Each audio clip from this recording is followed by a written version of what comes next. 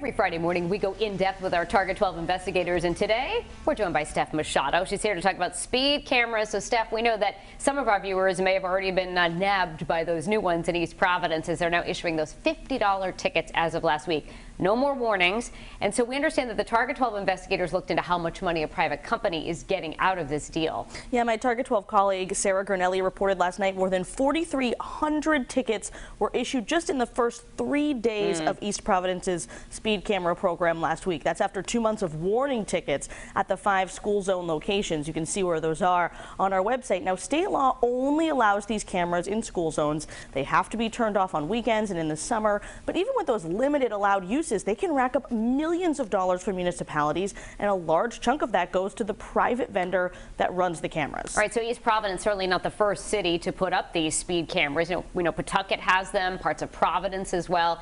And you've reported for years about controversies with those Providence speed cameras in particular. But how do they compare with the program in East Providence? Yeah, so the cameras themselves are different. East Providence's are smaller and up on telephone poles, while Providence's are very large and on the sidewalk, so it may be more noticeable when you drive by one of those cameras in Providence. Providence has had these cameras since 2018. They started with 5, but now they're up to 20 speed cameras in the capital city, and they rotate every so often to different schools.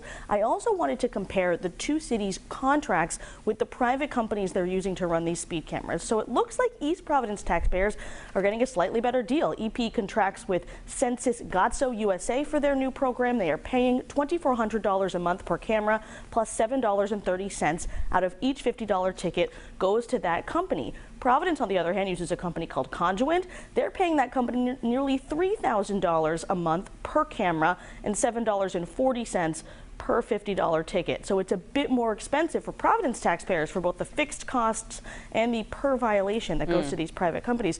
Something else I noticed in the East Providence speed camera contract, they made sure to include that if school buildings are closed due to COVID, they do not have to pay that private company. This was, of course, an issue in Providence when school buildings were unexpectedly closed for months in 2020. The speed cameras, therefore, were turned off, and the city didn't make as much money as expected and had to figure out how to balance their budget. People have also been driving less in the pandemic, so these cameras in general have not been as lucrative as they were in 2019. All right, a lot of information. Steph, thank you so much for joining us with the update. And you can see all of Target 12's reporting anytime at WPRI.com.